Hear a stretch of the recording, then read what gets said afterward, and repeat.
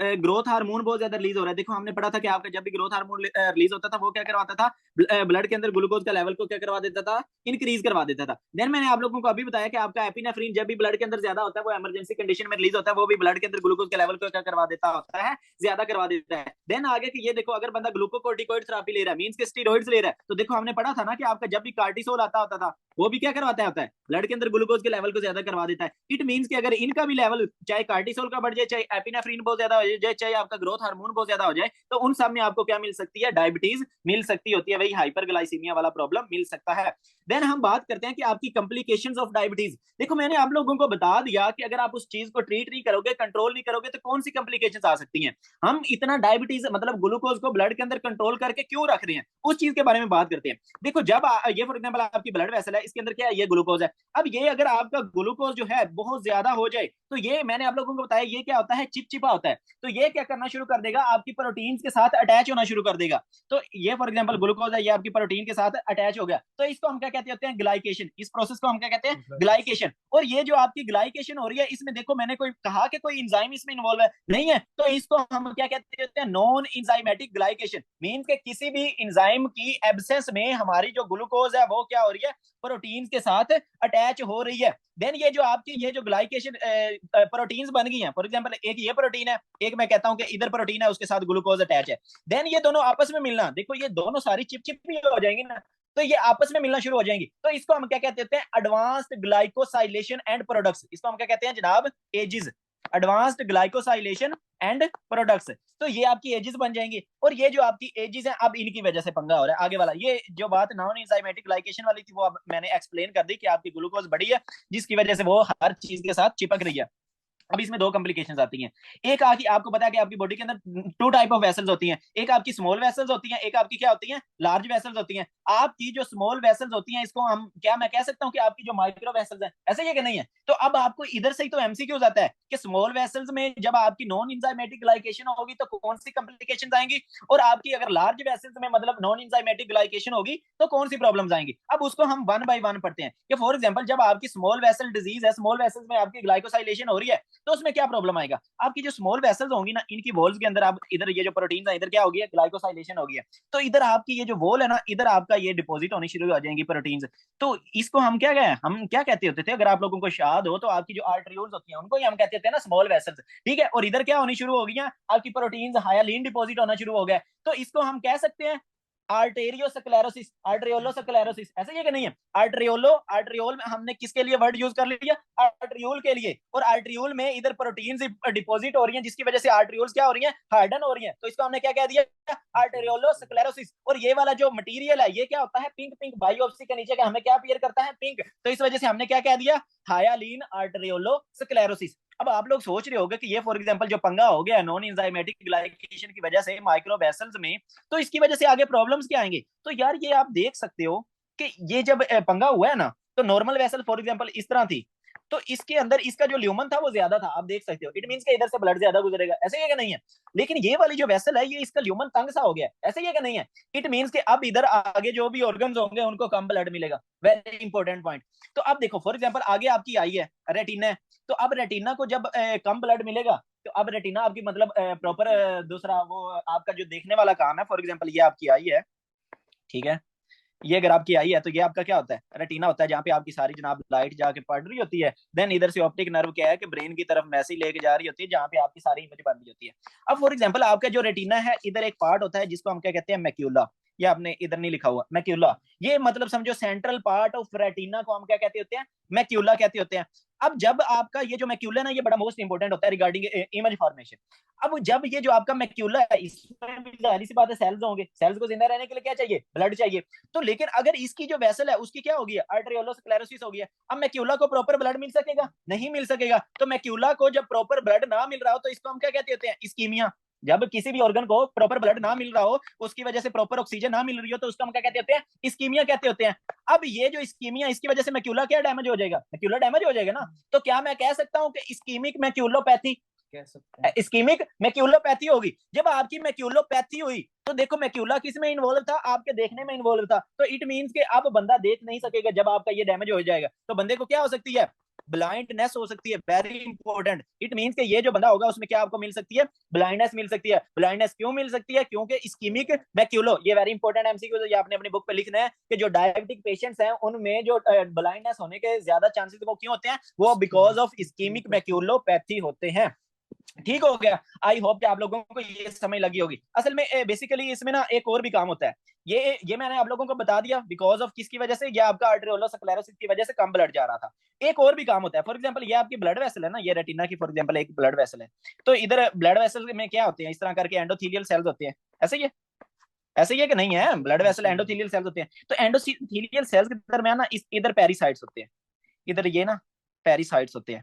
बल्कि ये मैं आप लोगों को बाद में कंसेप्ट बताता हूँ, जब ये ऑस्मोटिक वाला पढ़ाता ना। फिलहाल आप जस्ट ये याद रख लो कि बंदे में क्या हो सकती है, इस्कीमिक मैक्यूलोपैथी हो सकती है, वो आगे वाला पढ़ाता हूँ, प्रोलिफरेटिव वाला। तो ये आप लोगों को मिल गया। देन और क्या हो सकता है, और आप लोगों की नर्व्स को भी तो जिंदा रहने के लिए क्या चाहिए, जाहिर सी बात है ब्लड चाहिए ना। तो अब नर्व्स भी डैमेज हो सकती है, तो आपको न्यूरोपैथी हो सकती है। न्यूरोपैथी की वजह से कौन से सिम्टम्स आएंगे वो मैं आप लोगों को बाद में बताता हूँ। देन और क्या है कि आपका नेफ्रोपैथी हो जाएगी। अब ये वेरी इंपॉर्टेंट है, वेरी वेरी, जहां से आपको एमसीक्यूज आना है वो आना है नेफ्रोपैथी की वजह से। और मतलब वो कहेगा कि आपका जो नेफ्रोपैथी है वो क्यों हो रही है, वो आपको पता चल गया कि आपकी स्मॉल वेसल्स की जब हायालिन आर्टेरियोलोस्क्लेरोसिस हो रही है उसकी वजह से हो रही है। अब मैंने आप लोगों को ये वाला कंसेप्ट बड़े अच्छे से पढ़ाया था, कहां पे, रीनल में। लेकिन क्या है कि इधर न्यू स्टूडेंट आए हैं तो हम उस चीज को दोबारा से पढ़ेंगे, और ये इंपॉर्टेंट है, इस वजह से हम इसको दोबारा से पढ़ेंगे। फॉर एग्जाम्पल आपका क्या होता है, ये मतलब मैंने एक नेफ्रॉन का पार्ट बना दिया है। इधर से आपका एफरेंट आर्टिक्यूल होता है जहां से ब्लड किडनी के अंदर एंटर हो रहा होता है, और ये आपका इफरेंट आर्टिक्यूल होता है जहां से किडनी से ब्लड लीव कर रहा होता है, और इधर से सारी फिल्ट्रेशन हो रही होती है। अब ये जो होती है आपका दूसरा डायबिटीज, इसमें प्रॉब्लम क्या होती है कि आपका जो इफरेंट आर्टिक्यूल है इसकी क्या हो जाएगी, आर्टेरियोलोस्क्लेरोसिस हो जाएगी। किसकी, हमारे इफरेंट आर्टिक्यूल की। ये आपने वेरी इंपॉर्टेंट याद रख लेना है कि अब आप लोग सोच रहे होगे कि ये एफरेंट की भी होगी, आप लोग सोच रहे होगे ना कि एफरेंट की भी होगी, वो भी मैं आप लोगों को बताता हूँ। लेकिन अगर आपके पास एमसीक्यूज आ जाए कि आपकी जो डायबिटीज है वो प्रेफरेंशियली कौन सी आर्टरियोल को इन्वॉल्व करती है किडनी के अंदर, तो आपने कहना है इफरेंट को। जब देखो ये इफरेंट आर्टरियोल को इन्वॉल्व कर लेगी तो अब इसका ल्यूमन क्या हो गया है, तंग हो गया। तो अब ये बताओ कि ये जो ऊपर से ब्लड आ रहा है, ये बताओ कि ऊपर से जो ब्लड आ रहा है ये इजीली आगे जा सकेगा, नहीं जा सकेगा। अब ब्लड कहां पे रुकना शुरू हो जाएगा, इधर रुकना शुरू हो जाएगा। इट मींस कि अब इधर फिल्टर से बहुत ज्यादा फिल्ट्रेशन होगी, तो आपका ये जो फिल्टर होता है वो बहुत ज्यादा नाजुक होता है। तो इधर क्या प्रॉब्लम हो रही है, हाइपर फिल्ट्रेशन हो सकती है। ऐसे ही है ना, क्या हो रही है जनाब, आपकी हाइपर फिल्ट्रेशन हो रही है, बहुत ज्यादा फिल्ट्रेशन हो रही है। तो आपको पता है, मैंने आप लोगों को बताया कि आपका जो फिल्टर होता है वो क्या होता है, नाजुक होता है। तो ये आपका फिल्टर क्या हो सकता है, डैमेज हो सकता है। तो इट मींस कि इस बंदे में आपको क्या मिल सकती है, हाइपर फिल्ट्रेशन इंजरी मिल सकती है। ऐसा ही है कि नहीं है। अब ये किसकी वजह से हमने करवा दिया, इफरेंट आर्टिक्यूल की वजह से। अब मैं कहता हूं कि आपका जो एफरेंट आर्टिक्यूल है, अगर इसको आपकी आर्टेरियोलोस्क्लेरोसिस इन्वॉल्व करती है, तो अब बताओ कि इधर ब्लड किडनी की तरफ क्या आएगा, कम आएगा। तो किसी भी ऑर्गन की तरफ जब कम ब्लड आता है, मींस कि उसको ऑक्सीजन की सप्लाई क्या हो रही है, कम हो रही है। तो इस कंडीशन को हम क्या कहते हैं, इस्कीमिया कहते होते हैं। इट मींस कि अगर वो आपका होगा, इट मींस कि आपका जब किडनी का एफरेंट आर्टिक्यूल इन्वॉल्व होगा तो इस्कीमिक नेफ्रोपैथी हो जाएगी। जब इफरेंट आर्टिक्यूल इन्वॉल्व हुआ तो हाइपर फिल्ट्रेशन हुई। जब आपका एफरेंट आर्टिक्यूल इन्वॉल्व हुआ तो उसकी वजह से क्या, इस्कीमिया। तो आपको पता है जब भी आपका ये जो किडनीज है वो डैमेज होती हैं, जब भी कोई भी, बल्कि आपका कोई भी ऑर्गन डैमेज होता है तो आपकी बॉडी उधर क्या करती है, कोलेजन को डिपॉजिट करना शुरू कर देती है। ऐसे ही कि नहीं है। तो बॉडी उधर कोलेजन को डिपॉजिट करना शुरू कर देगी, तो इधर क्या बन जाएंगे, नोड्यूल्स बन जाएंगे। तो जब आपका कोलेजन कहीं पे डिपॉजिट हो रहा हो तो वो वाला एरिया क्या हो जाता है, सख्त हो जाता है, सख्त हो जाता है ना। तो उसको हम क्या कहते होते हैं, स्क्लेरोसिस। वेरी इंपॉर्टेंट, इसको हम क्या कहते होते हैं, स्क्लेरोसिस। वो कहां पे हो रही है, आपके नेफ्रॉन्स में हो रही है। तो क्या मैं कह सकता हूं नेफ्रोस्क्लेरोसिस। अच्छा, अब ये हो क्यों रही थी, आपकी डायबिटीज की वजह से हो रही थी। तो क्या मैं कह सकता हूं कि डायबिटिक नेफ्रोस्क्लेरोसिस। Very important. अब देखो कि ये एक नोड्यूल बन रहा था, तो जो डायबिटीज में आपको किडनी के अंदर नोड्यूल बनता होता है वेरी स्पेसिफिक, उसको हम कहते हैं काइमेल्स्टियल नोड्यूल। ठीक हो गया, काइमेल्स्टियल विल्सन नोड्यूल्स। ठीक है, तो ये आपका आ गया कि वेरी इंपॉर्टेंट कि आपको किडनी के अंदर, ठीक है, जो आपकी दूसरा डायबिटिक नेफ्रोपैथी होती है उसमें जो आपको नोड्यूल मिलते होते हैं वो आपको क्या है, उनको काइमेस्टियल विल्सन नोड्यूल्स मिलते होते हैं। वो आपको पता चल गया कि वो क्यों मिल रहे होते हैं। अच्छा, अब इधर से आपको एमसीक्यूज तो आएगा, लेकिन आपको मेनली कहां से एमसीक्यूज आएगा, देखो जब आपका ये जो हाइपर फिल्ट्रेशन वगैरह हो रही है, आपका जो नेफ्रॉन डैमेज हो रहा है, तो आपको नॉर्मली पता है कि आपकी जो एल्ब्यूमिन होती है, आपकी नॉर्मली एल्ब्यूमिन क्या है कि इधर से फिल्टर नहीं होने जाती थी। ऐसा ही है कि नहीं है। लेकिन क्या है कि अगर आपका ये जो फिल्टर है ये डैमेज हो जाए, ऐसे ही है, जब अगर आपका फिल्टर डैमेज होगा तो अब आपकी एल्ब्यूमिन कहां पे आएगी, लॉस हो जाएगी, लॉस होकर कहां पे जाना शुरू हो जाएगी, आपके जनाब यूरिन के अंदर आना शुरू हो जाएगी। इट मींस कि बंदे के यूरिन के अंदर क्या आ रही है, एल्ब्यूमिन आ रही है। तो इसको मैं कह सकता हूं कि एल्ब्यूमिन यूरिया, ऐसा ही है कि नहीं है। तो इट मींस के बंदे में आपको क्या मिल सकता है, एल्ब्यूमिन यूरिया मिल सकता है।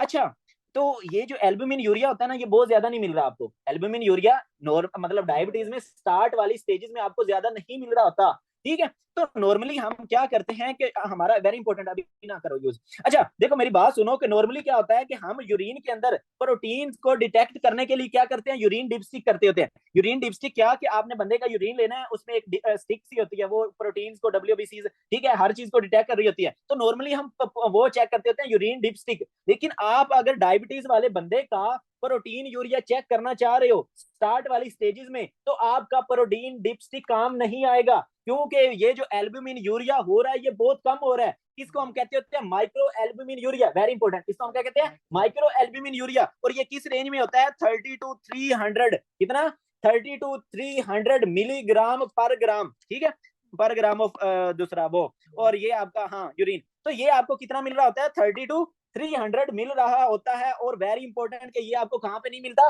यूरिन डिपस्टिक पे नहीं मिलता। इट मींस आपके पास वेरी इंपॉर्टेंट एमसीक्यू ये आ गया कि अगर आप बंदे की डायबिटिक नेफ्रोपैथी चेक करना चाह रहे हो, तो आपने क्या पहला टेस्ट कौन सा करना होता है, आपने उस बंदे के अंदर माइक्रो एल्ब्यूमिन यूरिया चेक करना है। और क्या माइक्रो एल्ब्यूमिन यूरिया मैं यूरिन डिपस्टिक से कर सकता हूं चेक, नहीं, क्योंकि आपकी urine dipstick micro albumin urea को डिटेक्ट नहीं करती। वो किसको चेक डिटेक्ट करती होती है, मैक्रो एल्ब्यूमिन यूरिया को। मींस के जब आपको मोर देन 300 मिलीग्राम मिल रहा होगा, तो फिर आपकी यूरिन डिपस्टिक उसको डिटेक्ट करती होती है। इट मींस कि अगर आप बंदे की किडनीज चेक करना चाह रहे हो कि वो डायबिटीज से डैमेज हो रही है कि नहीं हो रही, तो आपने क्या करना है, उसका जनाब माइक्रो एल्ब्यूमिन यूरिया चेक करना होता है। अगर आपको माइक्रो एल्ब्यूमिन यूरिया मिल गया, इट मींस कि अब उसकी जो डायबिटीज है वो किसको डैमेज कर रही है, उसकी किडनीज को डैमेज कर रही है। तो उस बंदे को आप कौन सी ड्रग्स देते होते हो, वेरी इंपॉर्टेंट, ठीक है, उस बंदे को आप एसी इनहिबिटर्स देते होते हो। ये जो आपके एसी इनहिबिटर्स हैं, हमने पढ़ा था कि ये क्या करवाएंगे, ये आपका जनाब इनहिबिट एसी इनहिबिटर्स या आर्ब्स देते होते हो। तो ये क्या करवाएंगे, ये आपका, बल्कि इसका कंसेप्ट मैंने आप लोगों को उधर पढ़ाया हुआ है, लेकिन चलो सिंपल बता देता हूं कि ये आपका इफरेंट आर्ट्रियोल पे एक्ट करेंगे और इसको डायलेट करवा देंगे।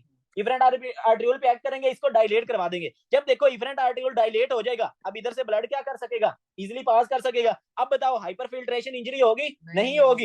इट मींस अगर आपके पास डायबिटीज वाला पेशेंट आया है, उसमें आपको जनाब ये माइक्रो एल्ब्यूमिन यूरिया मिल रहा है, तो आपकी जो ड्रग ऑफ चॉइस होगी वो क्या होगी, एस एंड आर्ब्स होंगे। वो उसका जो है, जो मतलब क्या कहते हैं ना, डायबिटिक नेफ्रोपैथी है, उसको आगे मजीद प्रोग्रेस नहीं होने देंगे। तो आपने इस चीज को बचा लिया, देखो उसकी किडनीज को बचा लिया, ये सिंपल सी ड्रग देके उसकी किडनीज को बचा लिया पूरा डैमेज होने से। Very very important concept. तो आई होप आप लोगों को, ये आपकी बुक पे इधर नहीं लिखा हुआ, लेकिन मैंने इसको अच्छे से क्यों पढ़ाया, क्योंकि ये बहुत इंपॉर्टेंट है। कि आपने देखा होगा ना कि डायबिटीज वाले लोगों के अक्सर गुर्दे खराब हो जाते हैं, ठीक है, तो वो आप लोगों को पता चल गया कि वो क्यों खराब हो रहे थे। और ये कॉम्प्लिकेशन कौन सी थी, स्मॉल वेसल्स। देखो आपकी एफरेंट आर्ट्रियोल या आर्ट्रियोल आपको पता है स्मॉल वेसल्स होती हैं, जबकि आर्टरीज जो होती हैं वो आपकी क्या होती हैं, लार्ज वेसल्स होती हैं। ऐसा ही है कि नहीं है। तो ये आप लोगों को मिल जाएगा।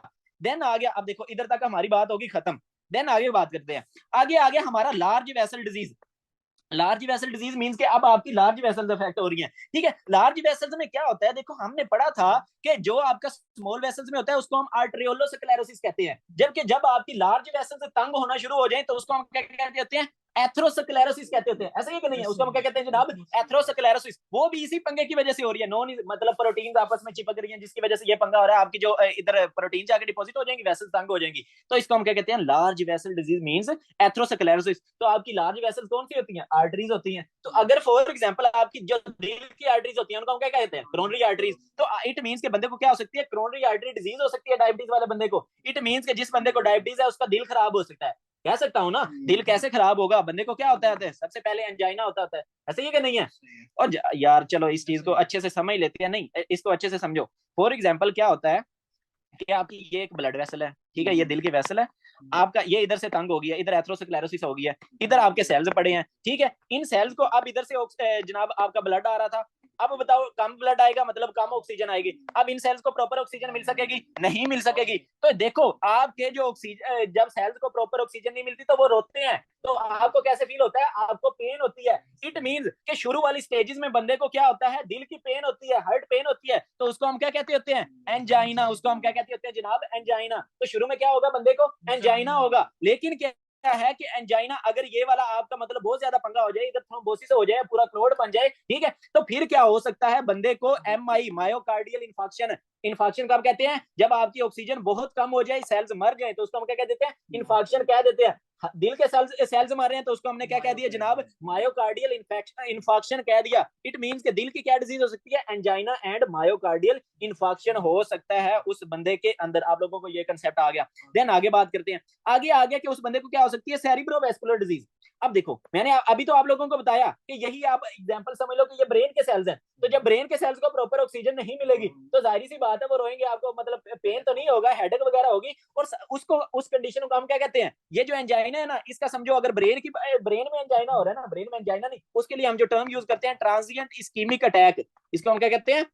Transient ischaemic attack. ट्रांजिएंट का मतलब है थोड़ी देर के लिए क्या हुआ? इस्कीमिया हुआ। इस्कीमिया अटैक हुआ मतलब थोड़ी देर के लिए आपके ब्रेन के सेल्स की तरफ कम ऑक्सीजन गई है, तो ट्रांजिएंट इस्कीमिक अटैक हो सकता है। लेकिन अगर क्या हो कि अब बहुत देर के लिए ये पंगा चलता है, ब्रेन के सेल्स मर जाए, तो हार्ट में हम एमआई कह रहे थे, उधर हम क्या कह देते हैं? स्ट्रोक के जनाब बंदे को क्या हुआ है? फालज पड़ गया है, ठीक है, स्ट्रोक हो गया, तो बंदे को क्या हो जाएगा? स्ट्रोक हो सकता है। तो ये देखो कि इसने दिल, आपका दिमाग, हर चीज को खराब कर रही है, गुर्दे। तो आप देख सकते हैं कि ये क्यों इंपॉर्टेंट है, क्यों इतनी इंपॉर्टेंट है? क्योंकि ये मोस्ट कॉमन है। आपकी ये डिजीज इंपॉर्टेंट क्यों है? क्योंकि मोस्ट कॉमन है, और ये मोस्ट कॉमन है, एंड देन इसकी ट्रीटमेंट भी से आगे कॉम्प्लिकेशंस भी बहुत इंपॉर्टेंट है। तो इस वजह से हम इसको मतलब ये आपका इतना इंपॉर्टेंट टॉपिक है। अब देखो कि क्या हो कि आपकी पेरिफेरल वेसल्स जो है उनमें पंगा आ जाए। फॉर एग्जांपल आपकी जो पेरिफेरल वेसल्स हैं, आपके जो लिम्स को सप्लाई कर रही हैं, ठीक है, लिम्स को जो सप्लाई कर रही हैं, अगर उनमें भी यही पंगा होगा ना, कम ऑक्सीजन जाएगी, कम ऑक्सीजन जाएगी, जाहिर सी बात है अगर बंदा चलेगा, फॉर एग्जांपल जब बंदा चलेगा, मसल्स को ज्यादा ऑक्सीजन चाहिए होती है, ऐसे ही कि नहीं है? मसल्स को ऑक्सीजन चाहिए ज्यादा, लेकिन इधर तो क्या हुई पड़ी है? एथेरोस्क्लेरोसिस हुई पड़ी है, तो मसल्स को प्रॉपर ऑक्सीजन मिल सकेगी, तो बंदे को चलने के साथ दर्द होगी, तो जो चलने के साथ दर्द होती है उसको हम क्या कहते हैं? क्लाडिकेशन कहते होते हैं ना। ऐसे कि है कि नहीं है? तो पेरिफेरल वेस्कुलर डिजीज का आपको क्या मिल जाएगा जनाब? क्लाडिकेशन मिल जाएगी। अच्छा, अब वेरी इंपॉर्टेंट, वेरी इंपॉर्टेंट, वो क्या? बल्कि चलो वो मैं आप लोगों को बल्कि बता देता हूँ अभी। अब बंदे में आपको क्या मिल रही है? क्लाडिकेशन मिल रही है। देखो फॉर एग्जांपल क्या हो के, नहीं वो चलो आगे बात बताता हूँ, वो वाली आगे, क्योंकि नर्वस के साथ मैं वो वाली चीज बताता हूँ आप लोगों को। ठीक है, आप लोगों को इट मीन के क्लाडिकेशन मिल जाएगी, फिलहाल इधर तक याद रखो।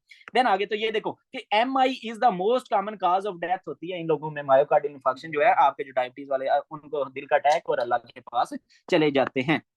इट मींस कि ये कौन सी आपके पास एमसीक्यूज क्या आएगा कि लार्ज वेसल डिजीज की वजह से क्या क्या हो सकता है? उसमें आपकी जनाब कोरोनरी आर्टरी डिजीज हो सकती है, उसमें आपका जनाब पेरिफेरल वेस्कुलर डिजीज हो सकती है, उसमें बंदे को इट मींस कि उस बंदे को फालिज हो सकता है, दिल का अटैक हो सकता है, और क्या है कि चलने के साथ दर्द हो सकती है, क्लाडिकेशन। आगे फुट अल्सर्स भी होते हैं, वो हम नीचे पढ़ते हैं, नीचे वाली बात बताता हूँ। देखो एक मैंने आप लोगों को बात बता दी कि आपका ग्लूकोज को हम क्यों कंट्रोल कर रहे थे, क्योंकि जब भी ब्लड के अंदर ग्लूकोज ज्यादा होता है वो प्रोटीन के साथ यारी लगा लेता है, चिपचिपा होता है ना, तो ये हर बंदे के साथ चिपकना शुरू कर देता है। एक तो ये इसकी वजह से होगा। एक और कॉम्प्लिकेशन क्या आ रही होती है? आपका ओस्मोटिक डैमेज हो रहा है। अब ये जो ओस्मोटिक डैमेज है ना, इसको थोड़ा सा समझते हैं। नॉर्मली आपको पता है कि आपका जो ग्लूकोज होता है इसको हम यूज करते होते हैं, एटीपी बनाते होते हैं। ये आपका फॉर एग्जांपल ग्लूकोज आता है, ये माइटोकॉन्ड्रिया में जाता है, माइटोकॉन्ड्रिया ऑक्सीजन को यूज करके इससे एटीपी बना लेता है, जिसको हम ऑक्सीडेटिव फॉस्फोरिलेशन कहते हैं। अब क्या होता है कि जो लोग आपके डायबिटीज वाले होते हैं, आपको पता है कि इनमें लंबे अरसे के लिए क्या होता है? ग्लूकोज ज्यादा रहता है, ठीक है। जब भी आपके ब्लड के अंदर क्रोनिक एलिवेशन होगी ग्लूकोज की, तो आपका ग्लूकोज जो है ना ऑक्सीडेटिव फॉस्फोरिलेशन वाले पाथवे के थ्रू तो चलेगा ही चलेगा, लेकिन वो एक और पाथवे में जाना शुरू हो जाएगा। वो कौन सा पाथवे होता है? उसको हम कहते हैं पोलियोल पाथवे। उसको अब पोलियोल पाथवे क्या होता है कि आपका ये जो ग्लूकोज है वो क्या होगा कि ग्लूकोज कन्वर्ट हो जाएगा सोर्बिटोल में, ठीक है। अब ये जो आपका सोर्बिटोल है, देन इस पे एक और एंजाइम एक्ट करेगा और उससे वो कन्वर्ट हो जाएगा आपका फ्रक्टोज में। अब ये जो एंजाइम्स है ना, ये भी इंपॉर्टेंट है। जब भी आपका क्रोनिक एलिवेशन हुई ग्लूकोज की ब्लड के अंदर, तो आपका ग्लूकोज किसके अंदर हो रहा है? कन्वर्ट सोर्बिटोल में। और ये किसकी प्रेजेंस में ये वाला काम हो रहा है? एल्डोज रिडक्टेज की प्रेजेंस में, एल्डोज रिडक्टेज की प्रेजेंस में। एंड देन अब ये जो आपका सोर्बिटोल है, ये किसकी प्रेजेंस में कन्वर्ट हो रहा है? सोर्बिटोल डिहाइड्रोजिनेज की प्रेजेंस में, सोर्बिटोल डिहाइड्रोजिनेज। अच्छा, तो अब देखें, ये हम पढ़ क्यों रहे हैं कि आपका क्या होता है कि आपका जो ग्लूकोज है वो किसके अंदर, सोर्बिटोल के अंदर कन्वर्ट हो रहा है। अब फॉर एग्जांपल ये जो आपका सोर्बिटोल है ना, ये एक ओस्मोटिक एजेंट होता है। ओस्मोटिक एजेंट मतलब ये क्या है कि ये समझो जिस तरह सोडियम और ग्लूकोज एक्ट कर रहे थे ना, अपनी तरफ वाटर को अट्रैक्ट कर रहे थे, तो ये जो सोर्बिटोल जहां भी बनेगा ये क्या करेगा, वाटर को अट्रैक्ट करेगा। फॉर एग्जाम्पल मैं कहता हूँ कि ये एक सेल है, ठीक है, ये एक सेल है, इधर आपका सोर्बिटोल जमा हुआ पड़ा है, तो ये किसको अट्रैक्ट करेगा, वाटर को अट्रैक्ट करेगा। तो ये जो सेल है इसके अंदर तो वाटर बहुत ज्यादा हो जाएगा, ऐसे ही करनी है। इट मीन्स कि आपका जो वाटर है और ये इसके अंदर वाटर बहुत ज्यादा हो जाएगा और सेल फट जाएगा, सेल की मौत हो जाएगी, ऐसा ही नहीं है, ये काम हो सकता है ना। इट मीन्स कि आपके जीने के लिए भी पानी जरूरी है, तो और आपके मरने के लिए भी पानी जरूरी है, ठीक है।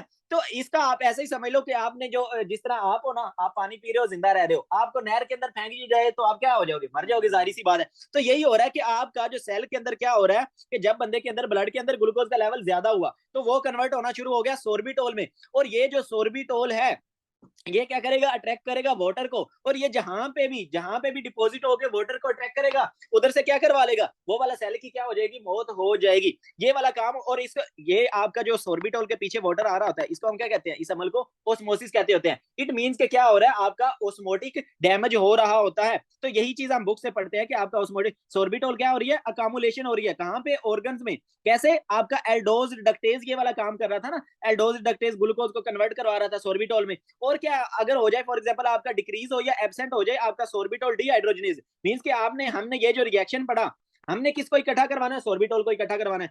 आपका ये एंजाइम क्या होगा, ज्यादा होगा, ग्लूकोज को ज्यादा से ज्यादा सोर्बिटोल में कन्वर्ट करेगा। और आपका ये वाला जो एंजाइम है डीहाइड्रोजनेज, ये कम होगा। जब ये कम है, आपका ये वाला एंजाइम ज्यादा है, तो इट मींस के सोर्बिटोल क्या होगा, ज्यादा हो जाएगा, और वो वाटर को अट्रैक्ट करेगा, और आगे वो वाला सारा पंगा हो जाएगा, मतलब कि ऑस्मोटिक डैमेज हो जाएगा। अब इसको हम वन बाय वन पढ़ते हैं, वेरी इंपॉर्टेंट है। अब एक तो बंदे को हो सकती है न्यूरोपैथी, मींस कि आपकी जो नर्व्स है ना वो डैमेज हो जाएंगी। अब इस चीज को पढ़ते हैं कि आपकी जो नर्व्स हैं वो कैसे डैमेज हो जाएंगी। हमने देखा हुआ है, मतलब बचपन से पढ़ते आ रहे हैं कि आपके जो न्यूरॉन्स होते हैं, फॉर एग्जांपल इस तरह करके एक्सोन्स होते हैं, इस तरह करके जनाब डेंड्राइट्स होते हैं, और ये जो एक्सोन्स होते हैं ना, इसमें इस तरह करके श्वान सेल्स होते हैं, पढ़ा हुआ है हमने। आई होप कि आप लोगों को इस चीज का याद होगा कि इस तरह करके क्या होते हैं, श्वान सेल्स होते हैं। अब फॉर एग्जांपल क्या हो कि आपका ये जो सोर्बिटोल है ये इस श्वान सेल के अंदर डिपॉजिट हो जाए, तो ये इधर क्या करेगा, वाटर को अट्रैक्ट करेगा, तो ये इस श्वान सेल को डैमेज कर देगा, ऐसा ही कि नहीं है। तो इट मींस कि ये इसकी वजह से क्या कर रहा है, आपकी नर्व्स को डैमेज करवा रहा है, तो इसको मैं कह सकता हूँ न्यूरोपैथी। तो जिस नर्व को डैमेज करवाएगा उसके अकॉर्डिंग आपको सिम्टम आ जाएंगे। और ये कौन सी नर्व्स को डैमेज करवाता होता है, तो उसको हम कहते होते हैं आपका जनाब ग्लव एंड स्टोकिंग अपीयरेंस।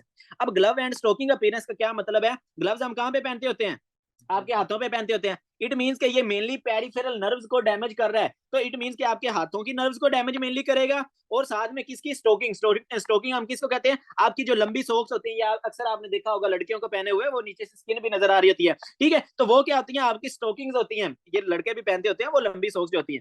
तो इट मींस कि ये क्या करेगा, आपका ग्लव एंड स्टोकिंग मींस कि ये नर्व्स को कहां से डैमेज करना शुरू कर रहा है, नीचे से, ठीक है। तो ये आपका जनाब नीचे से मींस के हाथों वाली नर्व्स को पहले, या क्या है कि पहले आपकी पांव वाली नर्व्स को डैमेज करेगा। तो अब आपकी नर्व्स क्या हो रही है, डैमेज कैसे हो रही है, वो सोर्बिटोल की वजह से हो रही है, वो आपको पता चल गया। अब जब आपकी नर्व्स डैमेज हो रही है, तो नर्व्स ही तो मैं ऐसे ही लेके जा रही थी, ऐसा ही कि नहीं है।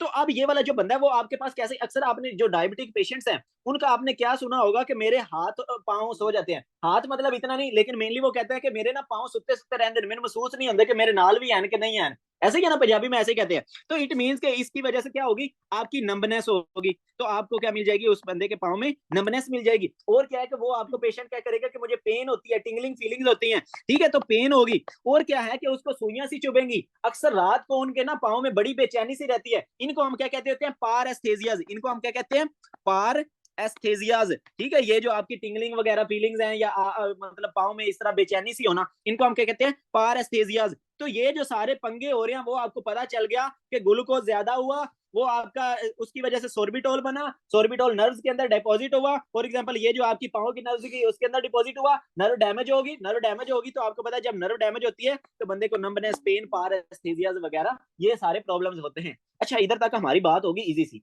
थोड़ी सी और बात करते हैं इस बारे में कि फॉर एग्जांपल क्या हो कि इस बंदे को एक तो नर्व डैमेज हो ही पड़ी है, दूसरा क्या हो कि इसको इधर कील चुभ जाए, फॉर एग्जांपल या कोई कांटा लग जाए या कोई चोट लग जाए, तो इसको तो फील नहीं होना, ठीक है, मतलब छोटी मोटी चोट तो इसको फील नहीं होनी क्योंकि नर्व डैमेज हुई पड़ी है, नर्व नहीं तो मैं ऐसे ही लेके जाना था। तो अब इधर क्या हो जाएगा, फॉर एग्जांपल ये इसका मैं कहता हूँ कि पाँव है, इधर क्या हो जाएगा, जख्म सा बन जाएगा, लेकिन उसको ऐसा फील नहीं हुआ, उसने ध्यान नहीं दिया। अब क्या था कि एक और प्रॉब्लम थी, एक तो इसकी नर्व डैमेज थी, दूसरा क्या था कि इसका इधर ब्लड कम आ रहा था एथ्रोस्क्लेरोसिस की वजह से। ऐसे ही है कि नहीं है? ठीक है, आपकी जो वेसल्स हार्डन हो रही थी उसकी वजह से इधर ब्लड भी कम आ रहा था। तो उसकी वजह से क्या होगा कि आपका जो ब्लड है उसी के अंदर तो डब्ल्यूबीसी होती है। आपकी फौज किसके थ्रू आ रही होती है? डब्ल्यूबीसी के थ्रू आ रही होती है। इट मींस के इस बंदे के अंदर अब इधर डब्ल्यूबीसी क्या होंगे? कम आएंगे ना, क्योंकि ब्लड ही नहीं आ रहा, ब्लड के अंदर डब्ल्यूबीसी नहीं आना था। फॉर एग्जाम्पल इट मींस के इसका ये जो फुट पे जख्म बना है ये जल्दी हील नहीं होगा। आपको पता है आपकी जो हीलिंग होती है वो कैसे होती है? आपके डब्ल्यूबीसी करवाते हैं, लेकिन आपकी आर्मी तो इधर पहुंच नहीं रही, तो हीलिंग होगी इसकी? तो आपने देखा होगा कि जो आपके जो डायबिटिक पेशेंट्स होते हैं इनका अगर जख्म है वो जल्दी हील नहीं होता। दो प्रॉब्लम्स आ गई, जख्म बना क्यों? क्योंकि उसे पता ही नहीं चला, चोट लगी उसने ध्यान नहीं दिया। हमें पता चल जाता है, हमें फॉर एग्जांपल कोई भी चोट लगे हम उसकी केयर कर लेते हैं, ये समझो अल्लाह की मेहरबानी है कि हमें पता चल जाता है, हम उसकी केयर कर लेते हैं। अब देखो कि ये जो बंदा है उसकी नर्व्स डैमेज हुई पड़ी है, उसको पता ही नहीं चला चोट लगी। दूसरा प्रॉब्लम क्या हुआ कि उधर हमारी आर्मी नहीं आ सक रही क्योंकि ब्लड कम आ रहा है। ठीक है, तो इन दोनों की वजह से क्या होगा कि इधर इन्फेक्शन होने के चांसेस क्या हो जाएंगे? बढ़ जाएंगे। तो अब ये बताओ कि जख्म जल्दी हील होगा?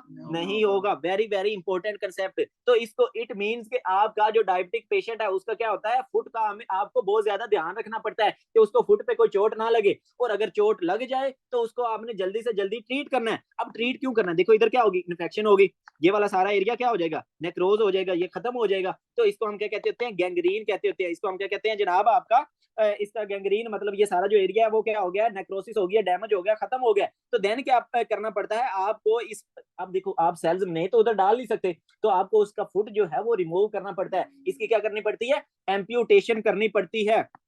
तो देन आपने क्या की जनाब? एम्प्यूटेशन कर दी। तो देखो ये जो सारी प्रॉब्लम है ये इधर से एमसीक्यू आना है कि ये जो आपका फुट प्रॉब्लम हो रही है वो किसकी वजह से हो रही है। तो आपने दो फैक्टर्स, एक नर्व्स डैमेज हो रही है और दूसरा आपकी उधर ब्लड सप्लाई कम जा रही है। Very very important MCQs regarding this topic. ठीक है, तो आई होप आप लोगों को इस चीज की समझ लगी होगी कि वो हमें अल्सर हो जाएगा, इन्फेक्शन हो जाएगी, देन एम्प्यूटेशन। तो ये वाले सारे प्रॉब्लम आप लोगों को हो सकते हैं। नर्व्स भी आप लोगों को आई होप पता चल गया होगा। तो आपकी कौन सी नर्व्स? मोटर नर्व्स डैमेज हो सकती है। मोटर नर्व्स कौन सी होती हैं? ये जो आपके मसल्स को कॉन्ट्रैक्ट कराती है, मोटर नर्व्स होती हैं। सेंसिंग नर्व्स जो आपकी सेंसेशंस लेके जा रही होती हैं। तो ये मेनली आपका है ना सेंसरी नर्व्स को डैमेज कर रहा होता है। तो अपीयरेंस कौन सी? Glove and stocking distribution. ठीक है, आपकी पेरिफेरल नर्व्स मेनली डैमेज हो रही होती हैं।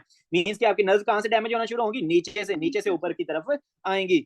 और क्या हो सकता है? ये देखो मैंने आप लोगों को बता दिया मोटर और सेंसरी। तो आपका तीसरा एक और भी तो नर्वस सिस्टम होता है जिसको हम क्या कहते हैं? ऑटोनोमिक नर्वस सिस्टम, जो कि हमारे कंट्रोल में नहीं होता, वो खुद ब खुद ही काम कर रहा है। जो आपके जीआईटी वगैरह को, हार्ट को कंट्रोल कर रहा है, सिंपैथेटिक नर्वस सिस्टम पैरा, उनको हम क्या कहते हैं? ऑटोनोमिक। अगर उसकी नर्व्स डैमेज हो जाए तो बंदे के क्या क्या प्रॉब्लम हो सकता है? तो देखें उसमें आपको क्या मिल सकता है? गर्ड, जिसको हम क्या कहते हैं? Gastroesophageal reflux disease. Gastroesophageal reflux disease का क्या मतलब है? फॉर एग्जांपल ये आपका जनाब स्टमक है, इधर से क्या हो रहा है आपको पता है? इधर एसिड होता है और इधर ऊपर क्या होता है? आपका ये जो इसोफेगस आ रही होती है, और इधर एक क्या होता है? स्फिंक्टर होता है। इसको जाहिर सी बात है नर्व्स कंट्रोल करके रख रही थी, तो लेकिन नर्व्स तो डैमेज हुई पड़ी है। तो अब ये जो आपका एसिड है ये क्या है? ऊपर इसोफेगस में जा सकता है। तो इसको हम क्या कह रहे हैं? Gastro mean stomach, oesophageal mean stomach में जा रहा है, रिफ्लक्स हो रहा है, तो गैस्ट्रो इसोफेजियल रिफ्लक्स डिजीज। ये अक्सर जो आपको एसिडिटी होती है वो किसकी वजह से होती है? वो आपको इसी प्रॉब्लम की तो वजह से हो रही है, क्योंकि आपका ये जो कार्डियक स्फिंक्टर है ये प्रॉपर कंट्रोल नहीं हो रहा। क्यों? मतलब ये जो इट मींस आपको ये पता चल गया कि डायबिटीज वाले बंदों में गर्ड के चांसेस ज्यादा होंगे। पर ये जो आपको भी अक्सर एसिडिटी हो ही रहती है ना, वो इसी वजह से कि इधर एसिड ज्यादा हुआ पड़ा होता है, जिसकी वजह से आपको हर्ट बर्न हो रहा होता है। और ये बहुत मतलब कॉमन प्रॉब्लम है आपकी गर्ड वाली। देन और क्या हो सकता है? देखो आपके जो स्टमक की कॉन्ट्रैक्शन वगैरह हो रही थी वो भी तो नर्व से करवा रही थी, ऐसे ही है कि नहीं है? तो बंदे को क्या हो जाएगी? स्टमक के मसल्स की पैरालिसिस हो जाएगी। तो इसका हम क्या कहते हैं? गैस्ट्रोपारेसिस कहते होते हैं। अब आपका स्टमक जो है प्रॉपरली एम्पेटाइज नहीं कर सकेगा। देन और क्या हो सकता है? आपको डायबिटिक डायरिया हो सकता है। इसका हमें प्रॉपर मैकेनिज्म का नहीं पता कि होता है मतलब कैसे होता है, लेकिन ये पता है कि बंदों को क्या हो सकता है जनाब? डायबिटिक डायरिया हो सकता है। देन आगे लास्ट वन। ठीक है, लास्ट वन कौन सा? कि आपको क्या मिल सकते हैं? कैटरैक्ट्स मिल सकते हैं। देखो कैटरैक्ट्स कैसे मिलेंगे? वही सोर्बिटोल आपका जाके डिपॉजिट हो जाएगा। फॉर एग्जांपल ये बंदे की आई है, इधर ये आपका जनाब लेंस होता है, फॉर एग्जांपल ये लेंस है। तो अगर आपका लेंस में जाके सोर्बिटोल, इधर आपका क्या है जनाब? सोर्बिटोल आ गया, सोर्बिटोल आके डिपॉजिट होगा, इधर क्या आना शुरू हो जाएगा? आपका वाटर आना शुरू हो जाएगा। तो इससे क्या फॉर्मेशन हो जाएगी? आपका ये जो लेंस है वो क्या हो जाएगा? क्लाउडी हो जाएगा ना। तो इसको हम क्या कहते हैं? कैटरैक्ट कहते होते हैं। आपके लेंस की क्या होगी? ओपेसिफिकेशन। तो ये आपने अक्सर देखा होगा कि आप लोगों की आंखें देखते हैं उसमें वो सफेद सा मोतिया सा बना होता है, तो उसको हम क्या कहते हैं? कैटरैक्ट। तो आपने देखा होगा कि आपके जो डायबिटीज वाले पेशेंट्स होते हैं उनमें कैटरैक्ट के चांसेस क्या होते हैं? ज्यादा होते हैं। वो किस वजह से ज्यादा होते हैं? वो इस वजह से ज्यादा होते हैं देन एक लास्ट पे आंख वाली जो प्रॉब्लम है ना, वो आप लोग याद रख लो कि और कौन सी प्रॉब्लम आंख के अंदर हो सकती है।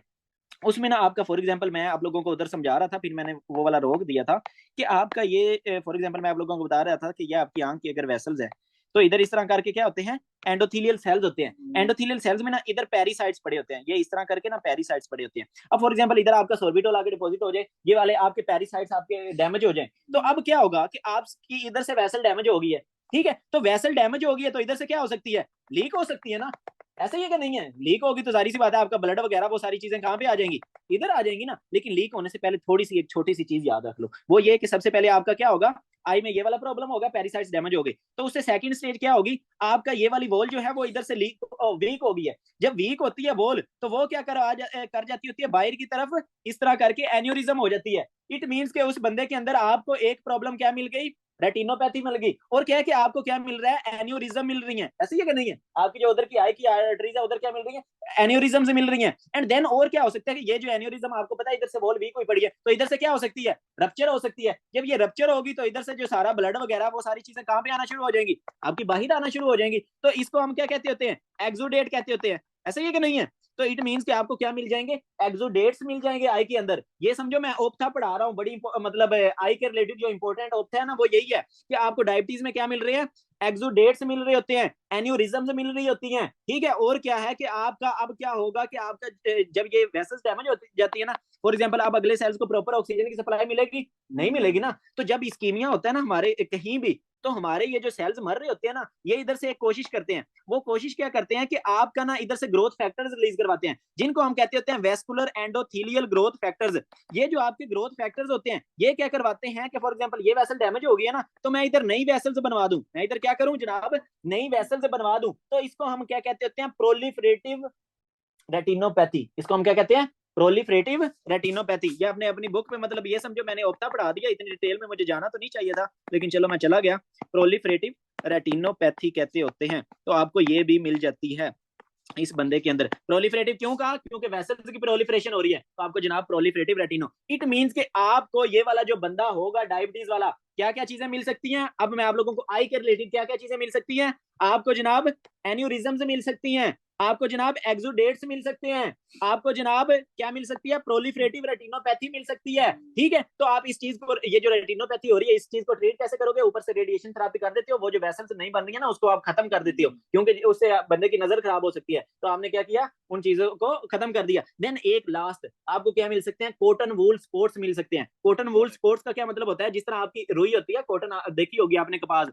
तो वो इस तरह करके क्या होती है, आपकी रुई होती है। तो ये जो आपके कॉटन वूल स्पोर्ट्स मिल रही होती है ना, ये आपकी जो नर्व्स डैमेज हो रही है ना, आपकी रेटिना की नर्व्स डैमेज हो रही है, उसकी वजह से वो आपकी जो नर्व्स हैं वो कैसे पेयर करेंगी, जिस तरह कॉटन वूल होता है ना, इस तरह करके आपको कॉटन वूल स्पोर्ट्स मिल सकते हैं। वो आपको इस तरह नहीं दिखेंगे, वो फंडोस्कोपी पे दिखेंगे, इस तरह मतलब खुद देखोगे ना तो नहीं दिखेंगे, वो फंडोस्कोपी पे। तो ये जो सारी फाइंडिंग है ये फंडोस्कोपी पे मिलती होती हैं। तो जनाब ये था हमारा आज का टॉपिक।